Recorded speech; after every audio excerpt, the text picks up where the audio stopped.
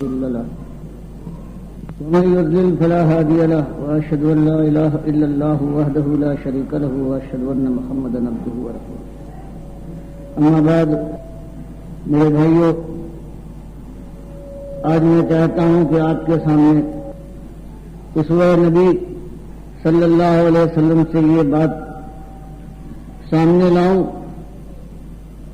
کہ شیطان بہرحال سب سے زیادہ دشمن ہے ایمانداروں کا، اور اس کی کوشش یہ ہوتی ہے کہ کوئی ایمان کی طرف نہ جا پائے، اور اگر ایمانداروں کا کوئی گروہ مل بیٹھے اور جڑ جائے تو اس کے بعد کسی نہ کسی طرح سے ان کے اندر فراق پیدا کرو، لڑائی جھگڑا ہو تاکہ ان کی جمعیت منتشر ہو جائے۔ تو میں اللہ کے نبی صلی اللہ علیہ وسلم کے سنت اور اسوے کے ذریعے سے ایسے حالات میں کہ غلط فہمی کے موقع ہیں اور مخلصین ہیں، فداکار ہے، وہ اللہ کے نبی صلی اللہ علیہ وسلم سے ان کی ایک بات سے غلط فہمی میں مبتلا ہو جاتے ہیں۔ اللہ کے نبی صلی اللہ علیہ وسلم کو خبر دی جاتی ہے کہ معاملہ یہ ہو گیا ہے، وہ جانثار جو آپ کے اشاروں پر اپنی جان کو قربان کرنے کے لیے تیار رہتے تھے، اب ان کی زبان سے یہ باتیں نکل رہی ہیں۔ تو اللہ کے نبی صلی اللہ علیہ وسلم نے بجائے اس کے کہ وہ نبوت کے خلاف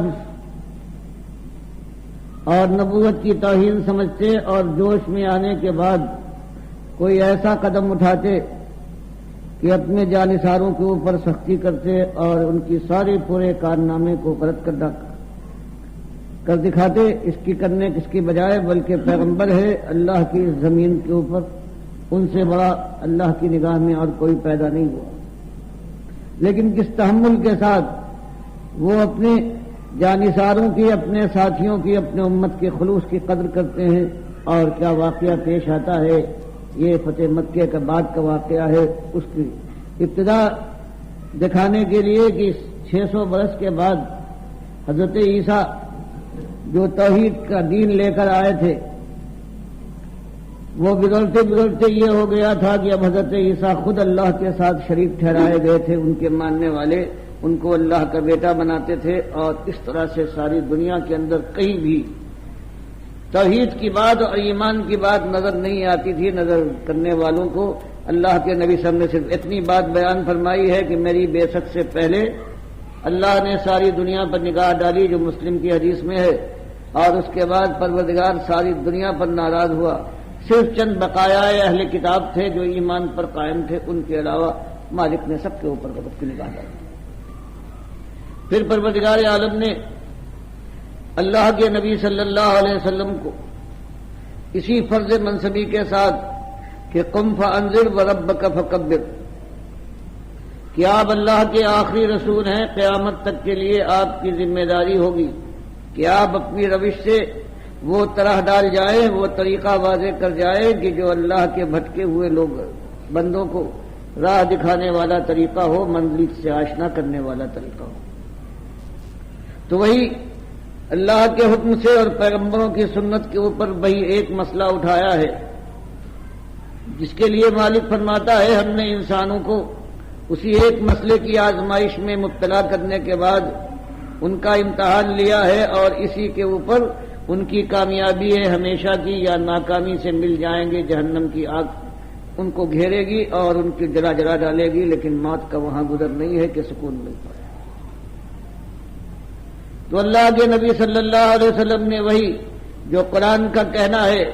کہ اصلاح کا ایک ہی طریقہ ہے، ایک مسئلہ ہے جس کے لیے انسانیت کو آزمایا گیا ہے، اس کو انسان بھول جایا کرتا ہے، شیطان تبکیہ دیتا ہے کہ یہ کیا مسئلہ ہوا، یہ ایمان کی کیا بات ہے، یہ دنیا ہے، اس کی نرنگی دیکھو، اس کی شب و شام کی رعنائیاں ہیں، یہ کام و دہن اور منہ کے مزے ہیں، یہ آنکھوں کے نظارے ہیں، یہ لباس کی زرق برق پوشاکیں ہیں، یہ سواریاں ہے، یہ ناچ و رنگ ہے، یہ حسن و جمال کے نظارے ہیں، یہ کہاں چند دنوں کی بات ہے، اس کے بعد کہاں یہ نظر آئیں گے، جو کر سکتے ہو آج کر لو۔ ایسی حالت میں مسئلہ ایک ہی اللہ نے بیان فرمایا اور وہی مسئلہ آپ نے اٹھایا، وہ ایمان کا مسئلہ، اور یہی بات جو اللہ فرماتا ہے کہ جب ہم نے کسی کو بھیجا ہے تو اس کو یہی ہدایت کی ہے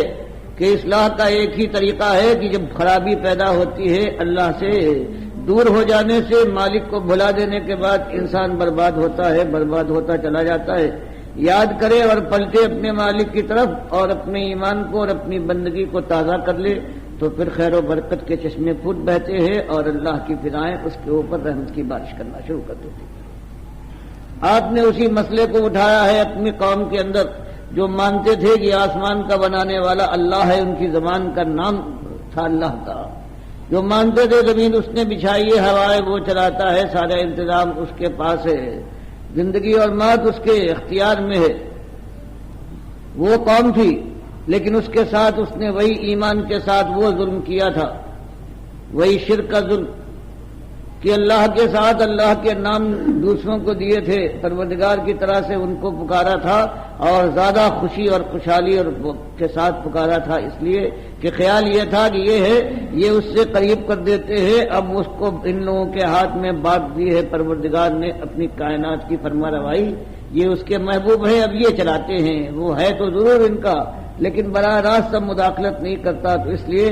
جو ان کے معبود تھے اب ان کا چرچا تھا۔ اللہ کے نبی صلی اللہ علیہ وسلم نے جب یہ آواز اٹھائی ہے کہ قولوا لا الہ الا اللہ تفلحوا، کہ قوم کے لوگوں اللہ کو اپنے الہ کے متعلق کہہ دو کہ وہی ایک الہ ہے اور تم الہ کو کے متعلق جانتے ہو، تمہاری اپنی زبان ہے کہ جو خالق ہو اور مالک ہو، جو ایک حقدار ہو بادشاہی اور حکومت کا، سب جس کے چاکر ہوں اور سب کے محتاج اور اس کے سب محتاج اور اس کے نیچے ہوں، وہی الہ ہے۔ حکمرانی اس کو زیب دیتی ہے اور قانون اس کا حق ہے، بندگی اس کی ہونا چاہیے، کہا اس کا چلے گا، حرام و حلال کی قیدیں اس کی مانی جائیں گی، اس کے سامنے تم کو جانا ہے۔ تو وہ کہتے تھے کہ آخر آپ ہم کو کس چیز کی طرف بلاتے ہیں جو آپ کہتے ہیں ہم سب مانتے ہیں؟ اللہ کے نبی سے فرماتے ہیں بس ایک بات کہ تم چاہے یہ مانو، لیکن اس کے ساتھ تم نے اپنے وسیلے اور واسطے بنا لیے ہیں، ان کے ذریعے سے پہنچتے ہیں، براہ راست اس تک پہنچنا ممکن نہیں ہے، اور یہ واختیار مقرر کر دیے گئے ہیں، ان کے پاس سب کچھ ہے، تو پھر اب ان سے تعلق ہونا چاہیے۔ تم نے اپنے مالک سے اپنا رشتہ کاٹ کر ان سے جوڑ لیا ہے، ان کو تم نے مالک سے زیادہ اپنا مالک سمجھ رکھا ہے، یہ شرک ہی نہیں بلکہ اللہ تعالیٰ کے ساتھ انتہائی ظلم اور شرک کی انتہا ہے۔ اسی کے اوپر تو قیامتیں ٹوٹی ہیں، ہر طرح سے ڈرایا گیا ہے، مارا گیا ہے، نکالا گیا ہے، رشوتیں دی گئی ہیں ہر قسم کی، کہ بس یہ بات نہ کہیے، باقی آپ جو کہنے کو کہیں ہم ماننے کو تیار ہیں۔ اور مسائل بھی تو بے حساب ہیں، آخر آپ کی قوم کس طرح سے اس پریشانی کی زندگی گزار رہی ہے، سوائے چند لوگوں کے باقی نہ زمین ہے جس کی کاشت کی جا سکے، نہ باغات ہیں، نہ یہاں بارش ہوتی ہے، اور پیٹ کی آگ میں جلتی ہے آپ کی امت کی اکثریت، اس کے لیے کچھ کیا جائے تو بات بھی ہے۔ یہ غلاموں کا مسئلہ نہیں کہ آپ کو نہیں بلاتا، اور کیا یہ غلامی جو اپنا ملک ہے اور اس کے شمال میں کتنا ملک کا حصہ ہے جس کو عیسائیوں نے ہتھیا لیا ہے، اور بحرین کے علاقے کے اوپر کسرا کی حکمرانی ہے، اور جنوب کے اندر پورا یمن کا علاقہ عیسائی کالے عیسائیوں کے زیر ماتحت ہے، اور اس کے علاوہ کتنے مسائل ہیں۔ اب یہی ایک مسئلہ آپ کے پاس رہ گیا ہے، آپ یہ کیجئے کہ ایک بقرآن غیر ھذا او بدل ہو۔ ہم آپ کو اب بھی سمجھتے ہیں محبت کی نگاہ کہ ہماری آپ بھی اٹھتی ہے، لیکن ہم مجبور یہ ہیں کہ آپ نے یہ مسئلہ اٹھایا ہے، یہ ایمان اور بے ایمانی کا مسئلہ۔ آپ اس قرآن کو جو کہتے ہیں اللہ کی طرف سے آیا ہوا قرآن ہے، اس کے اندر یا تو دوسرا قرآن لے آئیے جس میں ہماری ان حضرات کی توہین اور ان کے ساتھ گستاخی نہ ہو، یا جہاں جہاں ایسا معاملہ ہے وہ بدل دیجیے، باقی ساری باتیں ہم ماننے کو تیار ہیں، آپ کے اوپر ہمارا اعتماد ہے، ہماری آنکھوں کے تارے ہیں۔ لیکن اللہ کے نبی صلی اللہ علیہ وسلم کا کہنا تھا یہ میری اپنی بات نہیں ہے، میں خود ہی اس کا پابند ہوں، یہ اللہ نے مجھ پر حکم کے ذریعے سے، وحی کے ذریعے سے اسے اتارا ہے، اور میں بھی مسئول اور اس کا پابند بننے والا ہوں اور الگ نہیں ہوں، اس میں تبدیلی کا کوئی امکان نہیں، اور اگر کبھی میں اس طرح سے تبدیل کرنے کی کوشش کروں تو وہ دن تو بہرحال آنے والا ہے کہ اللہ کی بارگاہ میں مجھ سے باز و پرس ہوگی، اور اللہ کا عذاب ایسا عذاب ہے کہ کوئی مجھے نہ بچا سکے، عذاب عظیم ہے۔ یہ باتیں ہوتی رہی اور برابر چوٹے کھاتے رہے، کتنے ہیں جوان مرد کہ وہ سنا ہے انہوں نے، اور آخر میں ایمان لانے کے بعد اپنی جوانی کی ساری امنگوں کو انہوں نے تجزیہ ہے، اور اپنی جوانی اور اپنی ریاست اور اپنے خاندان کی بڑائی کا جو معاملہ تھا وہ سارے خیالوں کو انہوں نے پاش پاش کر ڈالا ہے اپنے ایمان کی ٹھوکروں سے، اور پھر ہجرت کی ہے انہوں نے، حبش کی طرف گئے ہیں جوان مرد، اور کتنے ہیں کہ مکے میں رہ گئے ہیں، کبھی آگ سے جلائے جا رہے ہیں، کبھی پتھراؤ ہو رہا ہے، کبھی گھسیٹے جا رہے ہیں، کبھی نیزہ مار کے شہید کیے جا رہے ہیں، کیا ڈبکیاں پانی میں دے دی جا رہی ہیں، سب کچھ انہوں نے برداشت کیا ہے۔ پھر ہجرت کا موقع آیا ہے، مدینے کی طرف ہجرت کر جاتے ہیں۔ پھر اس کے بعد یہ بھی 13 سال یہ گزرے ہیں، اور اس کے بعد پھر جنگیں شروع ہو جاتی ہیں اسی ایمان کے لیے، اور ایمان کے مقابلے میں یہ بے ایمان ہر طرف سے عمر کر آتے ہیں۔ آج بدر ہے، کل احد ہے، آج خندق ہے، اس کے بعد کبھی صلح حدیبیہ ہو رہی ہے، اور پھر 8 ہجری یعنی 21 سال کے قریب یہ دعوت کے کبھی خیال بھی نہیں تھا 21 سال کے بعد یہ دور آ جائے گا کہ ایک آواز سے یہ اللہ کے دین کی بات اٹھی تھی، اور پھر اس کی مخالفت میں زمین اور آسمان نے قلابی ایک کر دیے تھے، لیکن اس کے بعد یہ 21 سال کے بعد یہ ہوا ہے کہ اللہ کے نبی صلی اللہ علیہ وسلم اپنے 10,000 مجاہدوں کے ساتھ مکے کے اوپر طرف بڑھتے ہیں، اور رمضان کے مہینے میں مکے کو فتح کرنے کے بعد پھر اس طرح سے جب داخل ہوتے ہیں، فاتحانہ داخل ہوتے ہیں، تو حال یہ ہے اللہ کے شکر میں کہ اپنی اونٹنی پر بیٹھے ہوئے ہیں، اور بجائے اس کی اکڑ کے اور شان کے ساتھ سینہ پھلا کر دنیا کی طرف متکبرانہ نگاہ ڈالیں، آپ کا عالم یہ ہے کہ اللہ کے احسان کا خیال کرنے کے بعد کہ مالک سب کچھ تو نے کیا ہے، آپ کی پیشانی جھکی جا رہی تھی کہ کجاوے کی پشت سے لگی جا رہی تھی کہ اللہ اس طرح سے اس پر بیٹھے ہوئے ہیں کہ مالک یہ تیرا احسان ہے، یہ میرے بس کی بات نہیں ہے، نہ میرے ساتھی کچھ کر سکتے تھے۔ اس کے بعد پھر معاملہ آیا کہ جو لوگ مکے کے سردار اور ہمیشہ جنہوں نے دشمنی کی تھی اب وہ پریشان ہیں کہ اب معلوم نہیں کیا، اب نکلنے کی تیارہ بھی نہیں ہے کہ اتنی فوج کے نرغے سے نکل جائیں، اور یہ اعلان بھی سن چکے ہیں کہ جو اپنا گھر بند کر لے وہ محفوظ، جو خانہ کعبہ میں چلا جائے اس کی جان محفوظ، اور جو ابو سفیان ابن حرب جو اللہ کے اتنے بڑے دشمن تھے اب ایمان لانے کے انداز سے وہ اپنا گفتگو کر رہے تھے کہ ان کے گھر میں جو داخل ہو جائے اس کو حفاظت مل گئی اور اس کی جان اور مال محفوظ ہے۔ اس کے بعد جب معائنے کے لیے جب وہ لوگ کھڑے ہوئے جو اس سے پہلے ہمیشہ دشمنی میں آگے آگے تھے، قریش مکہ کے بڑے بڑے سردار، اور ابھی ان کو یقین نہ ہو پایا تھا، دل کے اندر خوف ضرور تھا کہ معلوم نہیں کیا ہمارے ساتھ ہو، ہیں تو بڑے رحم دل بڑے خیال کرنے والے، لیکن ہم نے وہ کچھ کیا ہے کہیں انتقامی کارروائی نہ ہو، تو پوچھتے نبی صلی اللہ علیہ وسلم ان سے کہ اب تمہارا کیا خیال ہے، تم نے جو کچھ کیا ہے، اور آج تم نے دیکھ لیا کہ اللہ نے ایمان والوں کو اپنے نبی صلی اللہ علیہ وسلم کو کامیاب کیا اور تمہاری ایک نہ چلی، اب تم کیا اپنے متعلق سوچتے ہو کہ ہم کیا تمہارے ساتھ کرنے والے ہیں؟ تم تو ہوشیار لوگ تھے، انہوں نے یہ کہا کہ ہم کو تو آپ سے یہ امید ہے کہ آپ بہترین بھتیجے ہیں اور بہترین بھائی ہیں۔ تو آپ نے کہا بالکل تم نے صحیح خیال کیا، لا تصیب علیکم اليوم، جاؤ ساری پرانی چیزیں تمہارے اوپر جو لاگو آتی تھی وہ ساری کی ساری بھلا دی گئی، اب تم طلقاء ہو، اب تم کو کوئی خوف نہیں ہے، تم جا سکتے اور آزاد کر دیا ہے ان کو۔ پھر 3 ہفتے نہیں گزرے تھے کہ معلوم ہوا کہ اب آخری بازی کھیلنے کے لیے ثقیف اور حوازن کے وہ تیر انداز قبیلے جو کفر شرک میں بڑھے ہوئے تھے، جب قریش مکہ کو انہوں نے دیکھ لیا کہ اب یہ اسلام کا سیلاب نہ روک پائے ہیں، تو انہوں نے آخری بازی کھیلنے کی کوشش کی ہے اپنے بال بچوں اپنے سارے ساز و سامان کو لے کر۔ حنین کے مقام پر ہی حوازن اور ثقیف کی یہ دونوں قبیلے تھے، جنگجو اور بڑے جنگازمہ سمجھے جاتے تھے، انہوں نے آ کر مقابلہ کرنے کے لیے وہاں پر پڑاؤ ڈالا ہے۔ اللہ کے نبی صلی اللہ علیہ وسلم کو یہ خبر ہوئی ہے اور آپ ان کے مقابلے کے لیے نکلے ہیں، اور اب وہ 10,000 وہاں سے آئے تھے، 2-3 ہزار اور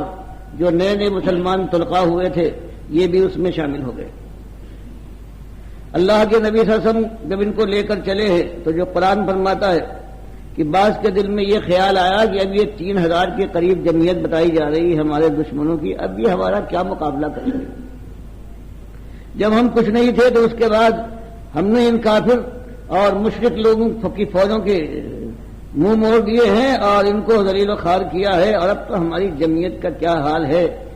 تو اب ہمارا کون مقابل آ سکتا ہے؟ تو مالک فرماتا ہے کہ اس انداز کچھ ایسا تھا کہ اس وقت اپنی جماعت کا کچھ معاملہ زیادہ ہو گیا اور اللہ کے احسان اور اللہ کے توکل کا معاملہ اتنا سامنے نہ آیا، تو مالک قرآن میں فرماتا ہے پھر کیا ہوا؟ جب میدان میں آئے ہو 10-12 ہزار کی اس جمعیت کے ساتھ، یہ آج کہتے ہوئے بعض لوگ تمہارے یہ کہتے تھے کہ آج ہم پر کون غالب آ سکتا ہے، ہماری جمعیت کا یہ عالم ہے، تو مالک فرماتا ہے شروع ہی میں تم گئے ہو اور مقابلے پر جب تیر اندازوں نے ان کے بے پناہ تیر پھینکے ہیں تو یہ عالم ہوا ہے کہ تم پیٹھ دکھا کر تمہاری اکثریت جو تھی وہ میدان کو چھوڑ کر بھاگنے لگی ہے اور ان کفار و مشرکین کے مقابلے میں وہ ٹھہر نہ پائی ہے، لیکن پھر ہم نے رحم فرمایا ہے تم کو تعلیم دینے کے لیے کہ سب کچھ کرنے والے ہم ہیں، ہم پر اعتماد و توکل کرنا، اپنی جمعیت، اپنے ساز و سامان اور اپنی قابلیت یا اپنی ہوشیاری کے اوپر تمہارا تکیہ نہ ہونا چاہیے۔ لیکن اللہ کے نبی صلی اللہ علیہ وسلم کا معاملہ یہ ہے، صحابہ سے پوچھا گیا کہ آپ کیا اس دن جب حوازن کے قبیلے نے تیر اندازی کی ہے اور پورا لشکر ہے پیچھے ہٹنے لگا تھا تو آپ بھی کیا پیچھے ہٹ گئے تھے؟ کہ یہ بات پوچھنے کی بجائے ایک بات سن لو کہ اللہ کے نبی صلی اللہ علیہ وسلم پیچھے نہیں ہٹے، وہ برابر آگے بڑھتے جا رہے تھے اپنے خچر کو ایڑ لگاتے ہوئے اور بڑھتے چلے جا رہے تھے، اور جو ان کے چچا زاد بھائی جو بدترین کے دشمن تھے ابو سفیان ابن حارث، جو ہمیشہ زندگی میں چچا زاد بھائی ہوتے ہوئے اتنے قریبی ہوتے ہوئے اور انتہائی دشمنی کی زندگی گزاری تھی انہیں، اور جب فتح مکہ کے دن وہ چاہتے تھے کہ ملک چھوڑ کر چلے جائیں تو ان کے عزیزداروں نے کہا کہ ابو سفیان تم کس کے ساتھ یہ بدگمانی کر رہے ہو؟ اللہ کے نبی صلی اللہ علیہ وسلم ایسے ہیں کہ زندگی بھر کے اپنے دشمن کو معاف کر دیں گے اگر تم سرکشی کی بجائے ان کے پاس چلے جاؤ۔ تو وہ گئے ہیں، اپنے بیٹے کو بھی لے گئے ہیں اور سلام بھی کیا ہے، لیکن اللہ کے نبی سب ان سے اس قدر ناراض تھے، ان کی وہ دشمنی ہو رہی ہے پوری کہ آپ نے ان کی طرف التفات نہ کیا، منہ پھیر لیا۔ دوسری طرف گئے ہیں، پھر آپ ان سے منہ پھیر لیا۔ جب انہوں نے یہ حالت دیکھی مایوس ہو کر کہنے لگے کہ میں اب چھوڑ دوں گا اس ملک کو، جب نبی صلی اللہ علیہ وسلم خود میری بات مجھ پر نگاہ ڈالنا گوارا نہیں کرتے، اب میں الگ ہو جاؤں گا، اب میں دنیا کو چھوڑ دوں گا۔ سب لوگوں نے بتایا ہے تو آپ نے کہا کوئی بات نہیں، معافی دی ہے۔ تو اب ان کے چند ہفتوں کے بعد ان کی آزمائش کا موقع آ گیا، تو ایسے جوان مرد تھے کہ بہت سے لوگ پیچھے ہٹ گئے ہیں، لیکن یہ آپ کی مہار پکڑے ہوئے آپ کے ساتھ تھے۔ پھر اللہ کے نبی صلی اللہ علیہ وسلم نے یہ حالت دیکھ کر اپنے چچا عباس ابن عبد المطلب کو حکم دیا کہ چچا آواز لگائیے یہ لوگ جو واپس چلے جا رہے ہیں۔ تب انہوں نے آواز لگائی ہے یا معاشر الانصار یا معاشر المہاجرین یا اصحاب الشجرہ، کہ گروہ مہاجرین کہاں چلے اور گروہ انصار تم کہاں، اور اصحاب شجرہ جنہوں نے نبی صلی اللہ علیہ وسلم کے ہاتھ پر مرنے پر بیعت کی تھی سن 6 ہجری کے ذوالقعدہ کے مہینے میں، حدیبیہ کے مقام پر تم کہاں چلے؟ تو بخاری کی حدیث میں آتا ہے کہ ایک اللہ کی یہ آزمائش تھی ان کی تربیت کے لیے، اور یہ اچانک ایسا معاملہ پیش آیا تھا کہ یہ آواز جس کے کان میں پڑی ہے وہ اس طرح سے لبیک کہتا ہوا واپس لوٹا ہے کہ جیسے کہ کوئی اونٹنی ہے اس کا کہیں بچہ ہے وہ چیخ پڑے، تو اتنی بے قرار ہو کر دوڑتی ہے اپنے بچے کی طرف، اور اس طرح سے یہ صحابہ کرام یہ انصار و مہاجرین تھے، اصحاب الشجرہ تھے، کہ ان کے کان میں یہ جس کی آواز پڑ گئی ہے وہ واپس لوٹے ہیں، اور پھر اس کے بعد بازی الٹ گئی۔ اسی وقت اللہ نے رحمت فرمائی ہے، اور وہی یہ قبیلے والے جو حوازن اور ثقیف کے لوگ تھے 3000 کی تعداد تھی، اپنے بال بچوں اپنے مویشیوں ہر چیز کے ساتھ یہ لے آ گئے تھے تاکہ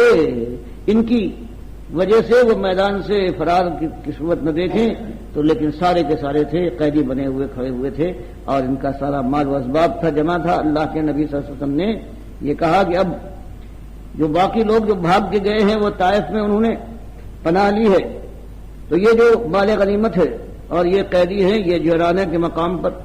یہ ٹھہرے، اور میں اس کے بعد آ کر فیصلہ کروں گا طائف کی جنگ کے بعد۔ تو آپ نے طائف کا محاصرہ کیا ہے، اور وہ محاصرہ انتہائی سخت تھا، 2 ہفتے کے سے زیادہ بھی گزر گئے ہیں اور فتح ہونے کو نہ آیا. آپ کی طرف سے اعلان کر دیا گیا کہ جو غلام ہے اور تو کوئی نہیں, اگر ایمان لا کر ہمارے پاس کسی طرح سے پہنچ جائے وہ آزاد ہو جائے گا. تو ابو بکرہ رضی اللہ تعالیٰ انہوں لوگوں میں شامل ہیں کہ وہ اس طرح سے اس سے فائدہ اٹھایا ہے اور آ کر یہ مل گئے ہیں اور اس طرح سے آزادی انہوں نے حاصل کر لی ہے. غرض عبداللہ ابن عمر رضی اللہ تعالیٰ عنہ کہتے ہیں کہ جب اس حالت کے بعد ایک دن اللہ کے نبی صاحب نے فرمایا کہ اب واپس چلیں گے محاصرہ اٹھانے کو, تو صحابہ کرام نے کہا کہ ابھی بغیر فتح کیے ہوئے, حالانکہ تکلیف پر تکلیف ہو رہی تھی, تو اللہ کے نبی صاحب نے بجائے اس کے کہ اپنا نافذ کرتے کہا اچھا ٹھہر جاؤ, نہ جاؤ نہ محاصرہ, تو تمہاری رائے اپنی رائے جو ہے اسی پر قائم رہو. ایک دن اور رہے, اس کے بعد اور زیادہ تکلیف پہنچی صحابہ کرام کو. تب دوسرے نبی سے فرمایا کہ اب محاصرہ اٹھا کر واپس چلتے. تب کوئی نہیں بولا تو آپ مسکرائے, کل یہ سیدھی تھی, آج وہ حالت دیکھنے کے بعد کوئی بولنے والا نہیں. اللہ کی مرضی یہی تھی, خود وہ آپ سے آپ آ کر ایمان لے آئے ہیں وہ لوگ اللہ کی. غرض اب جب جیرانہ پہنچے ہیں آپ, تو وہاں پر مال غنیمت کی تقسیم آپ نے فرمائی, اور اس کے بعد قریش مکہ کے وہ سردار جو اس سے پہلے اسلام کے بڑے دشمن تھے, اب ابھی چند ہفتے پہلے ایمان لائے تھے, ان کے دل کو رکھنے کے لیے, تالیف قلب کے لیے ان کو بڑے بڑے عطیے دیے, کسی کو 100 اونٹ, کسی کو بکریاں. اس طرح سے. اور انصار جو قریب انصار تھے یا اپنے قریب جو مہاجرین تھے ان کو آپ نے نہیں دیا. جس طرح سے حضرت سعد بن ابی وقاص کی بات آتی ہے کہ ایسے موقع پر آپ نے ان صاحب کو جو آپ کی نگاہ میں زیادہ مخلص تھے ان کو آپ نے نہیں دیا اور دوسرے کو نوازتے رہے. آخر میں بتایا کہ اس لیے کہ جس کے اوپر مجھے اعتماد ہوتا ہے, جانتا ہوں اس کو یہ پیسہ اس کو نہیں روک سکتا. کسی کا دل جو ہے وہ جیتنے کے لیے, تالیف قلب کے لیے تو کمزور لوگوں کو میں چھاٹتا ہوں. یہاں بھی آپ نے یہی روش اختیار کی, لیکن غلط فہمی کا موقع تھا. شیطان نے بعض نوجوانوں کے دل میں, انصار کے نوجوانوں کے دل میں یہ بات ڈالی کہ جب خون خرابے کا موقع ہو, جب جانثاری کا موقع ہو, جب سر قربان کرنے اور آپ کے گرد اپنی جانوں کا قلعہ بنانے کا موقع ہو, اس وقت تو ہم ہیں. اور اس کے بعد جو فتح ہو جائے اور دینے کا موقع آ جائے تو اس کے بعد پھر اپنی قوم زیادہ یاد رہتی ہے. ہوتا ہے شیطان کا موقع ہے, بہرحال ایک سے ایک مخلص ہے, اس کے دل میں کبھی ایسی بدگمانی پیدا ہو جاتی ہے, شیطان کا تو یہ کام ہے. اور اس طرح سے بعض انصار کے نوجوانوں کی یہ بات ہوئی اور آپ تک یہ پہنچی. اب بجائے اس کے کہ آپ ان سب کو بلاتے کہ ایمان لائے ہو, میں رسول ہوں تمہارا اور تم نے ایسی بات کی ہے, تم مرتد ہو, تم ایسے ہو. تو اللہ کے نبی صلی اللہ علیہ وسلم کو جو مالک نے دل دیا تھا انصاف والا, اور بتایا تھا کہ کنوا قوامین بالقسط شہداء للہ, اور جو آپ کی رحمت تھی, جو دل دیا تھا اپنے ساتھیوں کے ساتھ بڑی سی بڑی بات ہو جائے تو انسانیت کی کمزوری کو اور انسانی بات کو آپ پہچاننے والے تھے. بجائے اس کے کہ برا مانے, آپ نے کہا جمع کرو سب کو, سارے انصار کو ایک خیمے میں جمع کرنے کے بعد آپ نے خطبہ دینے کے بعد ان سے کہا حمد و ثنا کے بعد, کیا یثرب کے رہنے والوں, کیا تم اس بات کے اقراری نہیں ہو کہ تم آپس میں ایک دوسرے کے خون کے پیاسے اور دشمن تھے؟ اللہ نے میرے ذریعے سے تمہارے درمیان الفت ڈالی. کیا تم آپ کے گڑھے کے کنارے نہیں کھڑے ہوئے تھے؟ میرے ذریعے سے اللہ تعالیٰ نے تم کو بچایا اس سے. ہر بات پر وہ انصار کہتے جائیں کہ بالکل صحیح ہے, یہ آپ کا احسان ہے اللہ کا, اللہ نے آپ کے ذریعے سے ہم پر یہ احسان کیا ہے, آپ کے ذریعے سے. بالکل آپ ہر بات کی وہ تائید کی. تو آپ نے کہا نہیں, یوں نہیں بلکہ یوں کہو, جب آپ کی قوم نے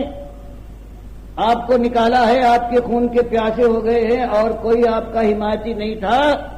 تو ہم نے آپ کی حمایت کی, آپ کے گرد اپنی جانوں کا قلعہ بنا دیا. اور اگر تم یہ کہو گے انصار, تو میں کہوں گا تم بالکل سکتے تھے. انصار ہیں یہ کم ہوتے جائیں گے, دنیا تو بڑھتی جائے گی. اور سن لو, اگر انصار ایک راستے پر چلے اور ساری دنیا دوسرے راستے پر جاتی ہو تو میں انصار کے ساتھ دوں گا. اور اگر کہیں ہجرت کا معاملہ نہ ہوتا تو میری خواہش یہ تھی کہ میں انصاروں میں شامل ہو جاؤں. تو میرے انصاریوں, کیا تم یہ پسند نہیں کرتے کہ دوسرے لوگ اونٹ لے کر جائیں گائے اور سونے اور چاندی لے جائے اور تم اپنے ساتھ اپنے نبی محمد صلی اللہ علیہ وسلم کو لے جاؤ؟ یہ اس کا کہنا تھا کہ چیخ پڑے ہے کہ ہمیں اس کے علاوہ ہمیں کچھ نہیں چاہیے، اور روتے روتے ان کے آنسوؤں سے داڑھیاں ان کی طرح ہو گئی ہیں ان جوان مردوں کی بدروز کے سرماؤں کی۔ تو یہ موقع ہوتا ہے، اللہ کے نبی صلی اللہ علیہ وسلم کی طریقہ یہ نہیں ہے کہ اس کے بعد کوئی بات ایسی آ جائے، کوئی ہمارے یہاں بزرگ ہے یا کسی موقع پر ہمارے ساتھ کوئی امر میں سے ہے، کوئی ناظم ہے یا امیر ہے، کوئی ایسی بات ہو جائے اور کہیں اس کے خلاف کوئی بات غلط فہمی ہے کسی بھائی، تو اس کے معاملے یہ نہیں ہوتے کہ بس اس کے پیچھے پڑ جاؤ اور اپنی انا کو انسان کو خیال۔ اب انا اگر ہونا ہوتی تو سب سے زیادہ مستحق جو ہے وہ اللہ کے نبی ہو سکتے ہیں صلی اللہ علیہ وسلم پر، جس کے اوپر مومن ایمان لاتا ہے، کلمہ پڑھتا ہے، اس میں شامل کرتا ہے اللہ کے رسول ہے اور اللہ کے بندے ہیں۔ تو ان کا طریقہ آپ دیکھیے کس طریقے سے وہ قدر کرتے ہیں، پہچانتے ہیں کہ معاملہ کیا ہے، انسانیت کی جو کمزوری ہوتی ہے وہ ان کی نگاہ میں ہے، تو بجائے اس کے کہ اپنی کوئی برائی کے اندر آ کے اگر وہ چاہتے تو یہ بھی کہہ سکتے تھے کہ بالکل سب کچھ تم نے یہ باتیں نکالی ہیں، تم یا تو منافق ہو اور یا مرتد ہو گئے ہو، لیکن آپ نے کس انداز سے یہ بات کہی ہے۔ تو آپ کے سامنے اس کی بات کہ جو بات آپ کرنے اٹھے ہیں اللہ نے جس کی توفیق دی ہے، جس کے عزم اور ارادے ہیں، بہرحال جو سیرتیں اور جو بات ہے وہ تو اس سے کہیں مقام نہیں ہے اس کا، جو صحابہ اور اللہ جن کا سردار ہو اور جن کا رہنما ہو اللہ کے رسول آخری رسول۔ لیکن بات جب اٹھائی ہے اور اللہ سے توفیق مانگی ہے، جہنم سے بھاگنے کا دل کے اندر سودا ہے اور جنت کے حصول کے لیے اگر جان لگا تو ہے، تو اس کے بعد پھر ایک ہی چیز ہے، یہ کام اسی طرح سے ہوگا، انہی انداز پر ہوگا، انہی معیار پر ہو سکے گا کہ جو قرآن اور حدیث کا معیار ہے اللہ کے نبی صلی اللہ علیہ وسلم نے۔ اور آپ کے ساتھیوں نے یہ کام جس طرح سے کیا ہے، جو داغ ویل ڈالی ہے کہ سب کچھ ہو رہا ہے، اللہ کے نبی صلی اللہ علیہ وسلم کی گردن کے اوپر چادر ڈال کر گلا گھونٹا جا رہا ہے، کوئی پتھر اٹھا کر آپ کو سر کو چلنے کو آگے بڑھ رہا ہے، کسی کا حال یہ ہے کہ اوجھلی ڈال دی ہے، کوئی مار رہا ہے، اور اس کے بعد صحابہ کرام کو صرف یہ حکم دیا گیا ہے کفوا ایدیکم واقیموا الصلاۃ، ابھی وہ موقع نہیں آیا ہے، ورنہ یہ جوان مرد کچھ نہ کر پاتے، ٹھیک ہے اتنے لیکن اپنے اپنے بال بچوں کو یہ قربان کر دیتے اور اسی وقت جنگ پر پل پڑتے کہ کچھ ہو جائے، اللہ کے نبی صلی اللہ علیہ وسلم کے ساتھ یہ معاملہ، لیکن کہہ دیا گیا کہ نہیں برداشت کرو، اور یہ دعوت کا مقام ہے، اس کے اندر پھر انتقام کا معاملہ نہیں ہے بلکہ چوٹے کھاؤ اور سہلان ہو، اور اس کے بعد زخم کھاؤ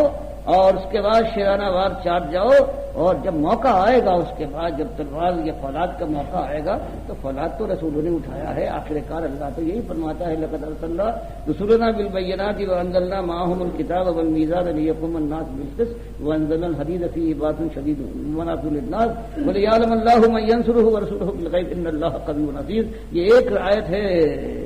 سورہ الحدید کی کہ فرمایا یہ راستہ جو ہے یہ دعوت کا معاملہ ہے، اس دعوت کے معاملے میں اس کے بعد پھر ہمت کے ساتھ چوٹے کھاؤ اور صبر کر جاؤ تو اللہ کا شکر ادا کرو کہ ہاں صحیح معنی میں دعوت کا یہی معاملہ ہے، یہی ہونا چاہیے، تجارت نہیں ہے کہ مال بھی بڑھتا ہوا دیکھو کہ ہر لمحے بڑھتا جائے اور دنیا کے اندر اپنی جگہ اور مقام بھی آگے بلند بالا ہوتا جائے۔ تو اسی لیے اللہ نے فرمایا کہ یہی ہم نے بھیجا ہے، آخر کار ایک انتہا ہے، دعوت کے بعد ہم نے پیغمبروں کو رسولوں کو بھیجا ہے اور ان کے ساتھ کتاب اور میزان اتارا ہے فنا حق کا سمجھانے کے لیے، ساری دنیا تک انہوں نے جہاں تک وہ بات پہنچ سکتی تھی یہ بات پہنچائی کہ تمہارا ایک ہی مالک ہے، اکیلا مالک ہے، یکتا و یگانہ لا شریک بے ہمتا مالک ہے، اس کے بندے بنو، اور جو طاغوت آج حکمرانی کی باغیں اپنے ہاتھوں میں سنبھالے ہوئے تخت بچھائے ہوئے ہیں ان کی بات نہ ماننا، یہ تمہارے کے سامنے نہ ڈالا ہے۔ لیکن پھر یہ ہوتا ہے ہم جانتے ہیں، مالک فرماتا ہے لیقوم الناس بالقسط، یہ اس لیے تھا تاکہ حجت تمام ہو جائے اور دنیا والے اپنے مالک کو پہچان لیں، اس کی کتاب اور اس کے رسول کے بلاوے کے اوپر لبیک کہنے کے بعد سیدھے ہو جائیں، اللہ کے سامنے سر جھکا کر اس کے فرما بردار اس کی بندگی کرنے کے اوپر مائل ہو جائیں۔ فرمایا ہم جانتے ہیں اس لیے ہم نے اتارا اور یہ کوشش ہونا چاہیے، لیکن فرمایا پھر اس کی ایک حد ہے کہ جب دنیا والے یہ بات ماننے سے انکار کر دے اور کوئی اب چارے کار نہ رہ جائے تو مالک نے فرمایا جب بات پوری پہنچ جائے، اتمام حجت ہو جائے اور برات تک کا معاملہ ہو جائے، ہجرت پر اللہ کے یہ بندے مجبور کر کے اپنا کہیں سہارا اللہ کی رہنمائی میں حاصل کر لے اور تو اس کے بعد مالک نے فرمایا پھر ہم نے ان کے ہاتھ میں ایک اور چیز بھی پکڑا دی وانزلنا الحدید، اور ان کو حکم دے دیا کہ اب یہ سمجھا زبان کی باتیں بہت کر چکے ہو، کرتے رہو، لیکن اس کے ساتھ ساتھ ایک اور کام بھی کرنا ہے، یہ فولاد جو ہے اس کو ہاتھ میں لو۔ اور اس کے بعد فولاد کی بات سے، فولاد کی زبان سے بہت سی باتیں وہ سمجھ میں آ جاتی ہے کہ جو اپنی گوشت کی زبان سے نہیں سمجھ میں آتی۔ فرمایا یہ ہم نے بتایا ہے، تو وہ وقت جب آئے گا اللہ لائے پروردگار اور بات ہو جائے، صاف ہو جائے، یہ اپنی قوم اور غیر قوم کا معاملہ نہیں ہے، بلکہ یہ ہمیشہ یہی ہوا ہے۔ آخر بنو اسرائیل میں سارا کچھ ہوتا رہا ہے، ان ظالموں نے حضرت عیسیٰ تک کو پھانسی پر چڑھوانے کی کوشش کی اور بات کی ناکام رہے۔ تو بہرحال معاملہ یہی ہے کہ یہ دور گزر رہا ہے، اس کے اندر پورے ہوش و حواس کے ساتھ جب تک علم نہ ہوگا، بغیر اس کے علم کے تو کوئی قدم اس راستے میں بہرحال ٹھیک نہیں ہو سکتا۔ اس کے اندر تو ہر موقع کے لیے سوچنا پڑے گا کہ قرآن کا حکم کیا ہے، اللہ کے نبی صلی اللہ علیہ وسلم نے کیا رویہ اختیار کیا ہے، صحابہ کو کیا تعلیم دی ہے، اور اس کے بعد پھر جیسے منازل آتے جائیں بھولے ہوں گی، ہمارا علم معلوم، ہماری سیرت دنیا کے سامنے ہے۔ کیا ہمارا مقابلہ کبھی ان اللہ کے بندوں سے ہے جو رسولوں کے ساتھ ہوتے ہیں، ہماری کیا حیثیت ہے، لیکن اللہ نے وعدہ کیا ہے کہ مالک کمزوروں کو کبھی کر دے گا، جاہلوں کو اگر وہ خلوص کے ساتھ ہوں تو مالک فرماتا ہے لنہدینہم سبلنا، بس صحیح معنوں میں خلوص کے ساتھ یہ لگن ہونا چاہیے کہ اللہ راضی ہو جائے، مالک کی آگ ہمارے لیے بجھ جائے، پروردگار کا دین دنیا میں غالب ہو، اور جنت کی بادشاہ لہاتے ہوئے باغات جن کا اللہ نے وعدہ کیا ہے، اور جو کہا ہے کہ وہاں پہنچ جاؤ تو نہ کبھی موت ہے اور نہ تمہاری خواہش کے راستے میں کوئی رکاوٹ پیدا ہوگی، لہم فیہا ما یشاؤون، اب ان کی مشیت ہمیشہ راج کرے گی، اور مشیت سے بھی آگے فرمایا ولدینا مزید، اور یہ سوچ بھی نہ پائیں تو ہم وہ ان کو دیں گے۔ تو یہ ایک ہے مسئلہ آج ہمارے سامنے بھی ہے۔ آج سب سے بڑا مسئلہ یہ ہے کہ یہ بات نہیں ہے کہ ہم کوئی نئی بات نکال دیں، بس بات وہ ہے کہ ہم کہتے ہیں وہی 1400 برس پرانی بات جو پہلے گزر چکی ہے اس کو واپس لو۔ جو آج تمہارا نظام، جو تم جس دین کو تم لے کر چلے ہو، یہ دین ہے، یہ شیطان کا دین ہے، یہ اللہ کے رسول صلی اللہ علیہ وسلم کے اوپر یہ دین نازل نہیں ہوا، یہ تصوف کا تمہارا معاملہ، یہ تمہارے عقائد ہے، یہ تمہارے ولی اللہوں کا جو معیار ہے، جو اللہ کے دشمن اور طاغوت کو تم نے سر پر چڑھا رکھا ہے، اللہ کی کتاب کو تم نے پسے کچھ ڈالا ہے قوم کے لوگوں، اللہ کے نبی صلی اللہ علیہ وسلم کی سنت سے تم گریزا ہو اور تم نے ان کو بنا لیا ہے، یہ طاغوت، ان سے چھٹکارا حاصل کرو اور اللہ کے بندے بن کر خاموشی کے ساتھ اللہ کے سامنے سر جھکا کر اور خاکساری اور فروتنی کے ساتھ اللہ کی راہ میں پہلے خود مومن بنو اور اپنی زندگی سے اللہ کی بندگی کا حق ادا کرنے کی کوشش کرو، دنیا کو ہوشیار کرو، بلاؤ اور ڈراؤ اس کو آگ سے، اور پھر سنت نبوی کا جامع پہن کر وہی عبادات ہوں، وہی شغف ہو اللہ کی بندگی کے اندر، وہی انداز ہو اور وہی ہو خلوص اور ریاکاری اور شہرت پسندی اور دنیا جو آج باہیں کھولے ہوئے ہر ایک کو مائل کر رہی ہے، اس سے ہوشیار کرو۔ تب کہیں جانے کے بعد آج کا جو معاملہ ہے جس طرح سے بیٹھے ہیں ہم اور آپ، پھر اس کے بعد پھر اللہ فرماتا ہے اگر یہ کام کر لو گے تو چند دنوں کی بات ہے، کچھ دن گزریں گے، کچھ راتیں بیتیں گی، اور اس کے بعد پھر علی سرر موضونہ، پھر اس کے بعد ہمیشہ کے لیے سونے چاندی کے سرور پر، تختوں کے اوپر، اور اس پر بیٹھو گے موزونہ، جو جڑاؤ سونے اور چاندی اور ہیرے و جہاز سے مرصع ہوں گے، متقین علیہ متقابلین، آمنے سامنے بیٹھیں گے، تکیہ لگا کر بیٹھیں گے، یہ شہزادے ہیں جنت کے وارث بنے گے، یطوف علیہم ولدان مخلدون،